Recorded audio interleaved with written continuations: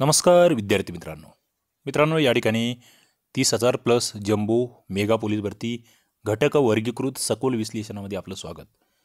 आपण 2004 ते 18 मध्ये जे पोलीस भरतीच्या प्रश्नपत्रिका झालेल्या आहेत आणि त्यामध्ये जे प्रश्न वारंवार रिपीट झालेले आहेत ते या ठिकाणी या सुरुवातीच्या लेक्चरमध्ये बघतो आहोत। भारती प्रकाशनाचं हे पुस्तक सिद्धेश्वर हाडबे सर, नितीन सत्रे सर, गंगाप्रसाद केंद्रे सर यांनी लिहिलेले हे पुस्तक, यामधून आपण हे मुद्दे कव्हर करतोय। जुने आलेले प्रश्न जे आहेत त्यांची या ठिकाणी चिरफाड करतो आहेत, साध्या भाषेत सांगतोय। आजच्या लेक्चरमध्ये आपण मागील लेक्चरमध्ये ग्रामप्रशासन बघितलं होतं, त्यावर आलेले महत्त्वाचे प्रश्न बघितले होते। आजच्या लेक्चरमध्ये आपल्याला राज्यघटनेवर कशा पद्धतीचे प्रश्न रिपीट झालेले आहेत त्याची चर्चा करायची आहे। चला या ठिकाणी आपण सुरू करूया। मित्रांनो, राज्यघटना मागील प्रश्नपत्रिका सगळ्या जर आपण बघितल्या, प्रश्नांची संख्या कमी आहे, पण पुन्हा एकदा म्हणतोय जसं ग्रामप्रशासन आपलं हक्काचं होतं तसंच राज्यघटनासुद्धा हक्काचा म्हणजे हमीचे मार्क्स ज्याला म्हणूया का आपण, ते मार्क्स या ठिकाणी आपल्याला भेटणार आहेत। कशा पद्धतीचे प्रश्न आले, काही नमुने आपण या ठिकाणी आज घेणार आहोत। ओके, बघा इथे तुम्हाला अभ्यास करताना नेमकं कशावर फोकस करायचा आहे तो मुद्दा आधी लक्षात घ्या। इथे तुम्हाला संसद अभ्यासायची आहे, संसदेमधील राज्यसभा, लोकसभा, मग या राज्यसभेचे पदाधिकारी, लोकसभेचे पदाधिकारी, ते अध्यक्ष असतील, सभापती असतील, त्यांचे वयोमर्यादा, त्यांच्या पावर्स, त्या बाबी आहेत। राज्य विधिमंडळ आहे, मग या राज्य विधिमंडळामध्ये पुन्हा द्विगृही सभागृहे आपण बघतो, त्यामध्ये विधानसभा असेल, विधान परिषद असेल, त्यांचे पदाधिकारी असतील, त्यांच्या संदर्भातले इतर नियम असतील, त्या बाबी। पुढे कलमं आहेत, न्यायव्यवस्था आहे, मग ती त्रिस्तरीय न्यायव्यवस्था, एकेरी न्यायव्यवस्था, दोन्हीमधला फरक, सर्वोच्च न्यायालय, उच्च न्यायालय, जिल्हा न्यायालय, हे आम्हाला बघायचं आहे। पुढे मंत्रिमंडळ आम्हाला बघावं लागेल, मंत्रिमंडळ मग केंद्रीय मंत्रिमंडळ, राज्य मंत्रिमंडळ, त्याच्यातले महत्त्वाची मंत्रिपदं, मग आपण ते गृहमंत्रीपद हे आपल्यासाठी महत्त्वाचं आहे। आपण जेव्हा पोलीस भरतीचा अभ्यास करतो तेव्हा गृहमंत्री आम्हाला पाठच असले पाहिजे, गृहराज्यमंत्री आम्हाला पाठ असले पाहिजे, राज्याचे गृहराज्यमंत्रीसुद्धा आम्हाला माहीत असले पाहिजे। पुढे आम्हाला या ठिकाणी पोलीस भरतीला अर्थमंत्री विचारले गेले, अर्थमंत्री। आणि दुसरा मुद्दा इथे मंत्रिमंडळामधलं तुम्हाला महत्त्वाचं खातं आणखी असतं ते म्हणजे संरक्षण मंत्री, हे केंद्राचे संरक्षण मंत्री तुम्हाला माहीत असले पाहिजे। सध्याचे केंद्राचे अर्थमंत्री कोण आहेत आणि राज्यातील अर्थमंत्री कोण आहेत, नक्कीच कमेंट बॉक्समध्ये उत्तराची अपेक्षा आहे। सध्याचे केंद्रीय संरक्षण मंत्री कोण आहेत हे सुद्धा तुम्हाला कमेंट बॉक्समध्ये सांगायचं आहे। ओके, महत्त्वाचे मुद्दे। पुढे मग राष्ट्रपती, सध्याचे राष्ट्रपती मला वाटतं कोणाची चुकणार नाहीत। राष्ट्रपती पदासाठीची पात्रता महत्त्वाची, वयोमर्यादा, कालावधी, राष्ट्रपतीवरचा तो महाभियोग हे महत्त्वाचं आहे, यावर तुम्हाला अभ्यास करावा लागेल। मग हे याच्यासाठी नागरिक शास्त्राची पुस्तकं असतील, 11वी 12वीची क्रमिक पुस्तकं, आणि याचे लेक्चर झाले आपले राज्यघटनेचे आपण खूप सारे लेक्चर घेतले, मग ते तात्यांच्या ठोक्यामधील असतील, 11वी 12वीची क्रमिक पुस्तकं असतील, इतर माझ्या नोट्स आहेत, वारंवार विचारले जाणारी 100 प्रश्न, असे विविध लेक्चर सिरीज आपल्या यूट्यूब चॅनलला उपलब्ध आहे ऑलरेडी। ते जर सगळे लेक्चर तुम्ही बघत गेलात, आपल्या प्लेलिस्ट बघत चाला, राज्यघटनेची लेक्चर आहे, स्वतंत्र प्लेलिस्ट आहेत विषय वाईज। म्हणजे आपल्याकडे तुम्ही जर आपल्या यूट्यूब चॅनलला भेट दिलीत तर इतिहास असेल, भूगोल असेल, नागरिकशास्त्र असेल, त्याच्यानंतर इकडे विज्ञान आहे, विज्ञानाचं तर खूप सारं मटेरियल आपण या ठिकाणी अवेलेबल करून दिली। त्याच्यानंतर इतर इंग्रजी व्याकरण आहे, मराठी व्याकरण आहे, चालू घडामोडीचे लेक्चर्स आहेत, सगळे प्लेलिस्ट स्वतंत्रपणे प्लेलिस्ट आहेत, ते बघा। खूप सारे विद्यार्थी बघतायत आणि सोप्या भाषेमध्ये ऑथेंटिक अशा पद्धतीचं आपण शिकवतोय, कोणताही भाऊ नाही आहे, बडी जाऊ नाही आहे, काही नाही आहे। पुढे गांगरेकर किंवा सुभाष कश्यप यांचे पुस्तकंसुद्धा तुम्ही वाचू शकतात या ठिकाणी।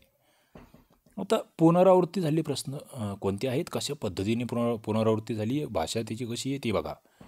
घटना समितीचे अध्यक्ष कोण, कॉन्स्टिट्यूशनल असेंब्ली असं म्हटलं गेलं होतं। प्रश्न अनेक वेळा विचारला गेला, आयुक्तालय असेल, ग्रामीण असेल, विविध ठिकाणी घटना समितीचे अध्यक्ष विचारले गेले। आणि मग option doctor Babasaheb Ambedkar, doctor Rajendra Prasad, Shri Rajagopalachari, Jawaharlal Nehru. उत्तर काय आहे, डॉक्टर राजेंद्र प्रसाद। घटना समिती, आता ही घटना समिती कशासाठी होती, भारताची राज्यघटना तयार करण्यासाठी। घटना समितीच्या निवडणुका कधी झाल्या ते आम्हाला माहीत असलं पाहिजे। मग याचा जे हे म्हणतो आपण इतिहास, त्याच्यामधला तो नेहरू रिपोर्ट आम्हाला माहीत असला पाहिजे, कारण ते नेहरू रिपोर्टमध्ये या घटना समितीची बीजं रोवलेली आहे. नेहरू रिपोर्ट कोण होते त्याचे अध्यक्ष? नेहरू म्हणजे कोणते नेहरू आहे ते आम्हाला माहीत आहे का? कधीचा आहे नेहरू रिपोर्ट? याच्या आधीसुद्धा या घटना समितीचं एक महत्त्वाचा पाया जो घातला गेला तो गोलमेज परिषदांमध्ये घातला गेला. काय? गोलमेज परिषदा. या 3 गोलमेज परिषदा कधी कोणत्या कालावधीत घडल्या होत्या? पहिली, दुसरी, तिसरी. ते कोण उपस्थित होतं? त्याच्यातून काय बाहेर आलं? ते सगळं महत्त्वाचं आहे. घटना समितीचा अभ्यास करताना तुम्हाला 1909चा कायदा, 1919चा कायदा, कोणाच्या नावाचे कायदे, 1909च्या कायद्याला आपण काय म्हणतो, 1919च्या कायद्याला काय म्हणतो, हे आम्हाला माहीत असलं पाहिजे. ओके, इंटरेस्टिंग आहे.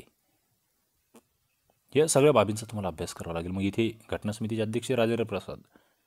आता इथे पुन्हा हेही येतं. इथे तुम्हाला हे विचारलं जाईल की हंगामी अध्यक्ष म्हणून कोणाला नेमलं होतं? ते कोणत्या देशाची पद्धती आपण त्या ठिकाणी स्वीकारली होती की एक सिनियर व्यक्तीला आम्ही हंगामी अध्यक्ष नेमणार? या ठिकाणी ती पहिली जी बैठक आहे ती कधी झाली? मग ही घटना समितीची पहिली बैठक, हा प्रश्न आहे, अनेक वेळा रिपीट आहे. पहिली बैठक कधी झाली ती तारीखच आम्हाला माहीत असली पाहिजे. दुसरी बैठक कधी झाली ती आम्हाला तारीख माहीत असली पाहिजे. तिसरी बैठक, कारण या 3 बैठका महत्त्वाच्या आहे.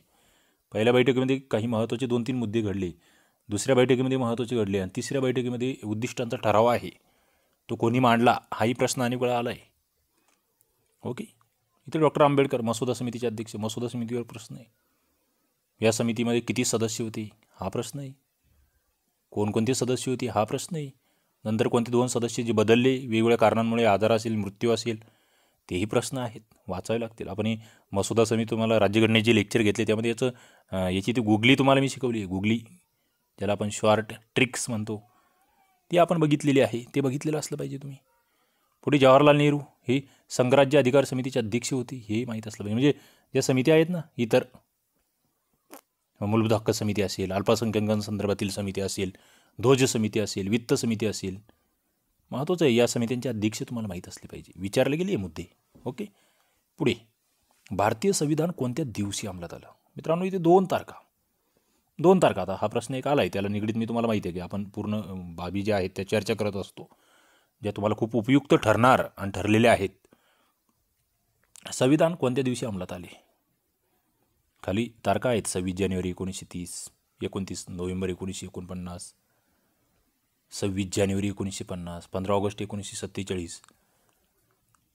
उत्तर 26 जानेवारी 1950. मात्र इथे आणखी एक तारीख, 2 तारखा माहीतच असल्या पाहिजे. एक 26 नोव्हेंबर 1949, घटना समितीने भारताचे संविधान स्वीकृत केले. बघा, स्वीकृती, सह्या होत आहेत. सह्या किती जणांनी सह्या केल्या? सह्या करताना एक शुभ संकेत त्या ठिकाणी मांडला गेला होता. काय झालं होतं नेमकं? महत्त्वाचं आहे. ते सुभाष कश्यप यांचं पुस्तक जे आहे ना त्यामध्ये दिलं आहे किती जणांनी सह्या केल्या. 26 नोव्हेंबरला स्वीकृत केल्या जातं आहे. 26 जानेवारी 1930 या रोजी स्वातंत्र्याची प्रतिज्ञा घेतली गेली होती. मग त्याच्यावरूनच इथे हे अंमलात जे आलं आहे ना, अंमलात, ते 26 जानेवारी 1950. ते 1950 आणि 1930 यांचा एकमेकाशी संबंध आहे. ओके, तोही आम्हाला माहीत असला पाहिजे. या ठिकाणी मग ही जे अंमलात आली त्या दिवशी किती कलमं डायरेक्टली लागू झाली वगैरे, हे पुढचे मुद्दे. आणखी इथे मुद्दा आणखी एक तोही येतो की घटना समिती जेव्हा अंमलात आली तेव्हा किती कलमे होते घटना समितीमध्ये. ओके, किती भाग होते, किती परिशिष्टे होती. इंटरेस्टिंग आहे. ओके, 3ही मुद्दे इंटरेस्टिंग आहेत. पुढे जातोय मी. भारताच्या राज्यघटनेच्या मसुदा समितीचे अध्यक्ष कोण होते? आता मला वाटतं पाठ झालेलं आहे आपलं. काय पाठ झालेला आहे? SRPFलाही प्रश्न आहे, ग्रामीणला आहे, शहरीला आहे, सगळ्या ठिकाणी. मसुदा समिती म्हटलं की डॉक्टर बाबासाहेब आंबेडकर हे अध्यक्ष आहेत.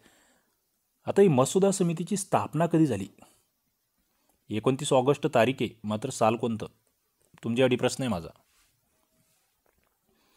इथे गोपाळ गणेश आगर मावळणकर, आता हे नवीनच दिलं आहे, गणेश वासुदेव मावळणकर असं इथे एक मुद्दा असतो किंवा नाव असतं.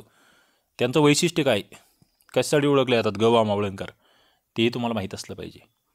मसुदा समिती, डॉक्टर आंबेडकर, घटना समिती, राजेंद्र प्रसाद. मसुदा समितीमधील किमान एका सदस्याचं नाव मला कमेंट बॉक्समध्ये सांगा. तुम्हाला कोणत्या सदस्याचं नाव माहिती आहे मसुदा समिती? ओके, म्हणजे घटना समिती जास्त व्यापक की मसुदा समिती जास्त व्यापक ही काही जणांना कळत नाही. घटना समिती. घटना समिती म्हटलं की तुम्हाला आणखी काय आठवलं पाहिजे? घटना समिती कधी अस्तित्वात आली हा मुद्दा आहे. हिच्यामध्ये किती एकूण सदस्य होते हा मुद्दा आहे. इथे मग ते भारतीय सदस्य किती होते, म्हणजे भारतातली इकडे प्रांतातील सदस्य किती आहे, त्याच्यामध्ये कमिशनर प्रांतांचे किती आहे, त्याच्यानंतर इकडे संस्थानिकांचे सदस्य किती आहेत, ही तीनही तुम्हाला माहीत असले पाहिजे. एकूण टोटल सदस्य किती होते घटना समितीमध्ये. पुढे मग त्याच्यात पुन्हा बदल झाला, घटना समिती पाकिस्तान वेगळा झाला, तेव्हा सदस्यांची संख्या बदलते. हे सगळं शिकवलं आहे तुम्हाला मी. हे मुद्दे तुम्हाला आले पाहिजेत, याचे उत्तर तुम्हाला देता आले पाहिजे, तुमच्या डोक्यामध्ये ते क्लिक झाले पाहिजेत, एवढंच माझं म्हणणं आहे. इथे लोकसभेचे पहिले अध्यक्ष गोपाळ गणेश मावळणकरनी गणेश वासुदेव मावळणकर, गवा मावळणकर असं म्हणतो आपण, महाराष्ट्रातील होते लोकसभेचे पहिले अध्यक्ष. संविधान सभेचे सदस्य म्हणून विजयलक्ष्मी पंडित यांना आपल्याला ओळखावं लागतं. पुढे या राष्ट्रपती पदासाठी सुद्धा उभे राहिले होते, मात्र निवडून आले नाही, हा भाग वेगळा. आता संविधान सभेचे अध्यक्ष कोण होते तेच इथे काय विचारलं गेलं आहे. घटना समितीचे अध्यक्ष कोण? संविधान सभेचे. म्हणजे बघा, संविधान समिती, घटना समिती, संविधान सभा, घटना सभा, सगळे शब्द जे आहेत ते एकमेकाशी निगडीत आहे. त्या शब्दांमधला फरक तुम्हाला कळायला पाहिजे, नाहीतर काही जण गोंधळून जातात. अध्यक्ष राजेंद्र प्रसाद कधी, अध्यक्षपदी निवड कधी? 11 डिसेंबर 1946. मग ते 9 डिसेंबर तुम्हाला माहिती आहे का? 9 डिसेंबरला पहिली सभा झाली, तिथे हंगामी अध्यक्ष आणि हंगामी उपाध्यक्ष. पुढे कायमस्वरूपी अध्यक्ष राजेंद्र प्रसाद, मग कायमस्वरूपी उपाध्यक्ष घटना समितीचे कोण? हाही प्रश्न आहे माझा तुमच्यासाठी.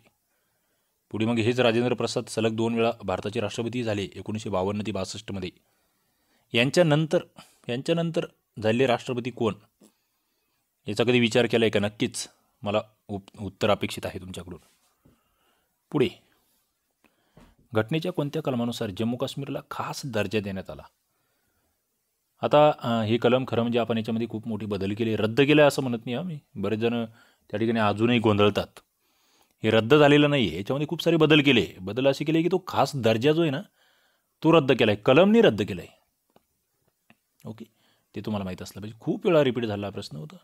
370 कलम विशेष दर्जा होता, तो आता काढून घेण्यात आलेला आहे. कलम 1 व 370 जम्मू काश्मीर लागू असतील असं म्हटलं तेव्हा 26 ऑक्टोबर 1947ला जम्मू काश्मीर भारतात सामील झाले.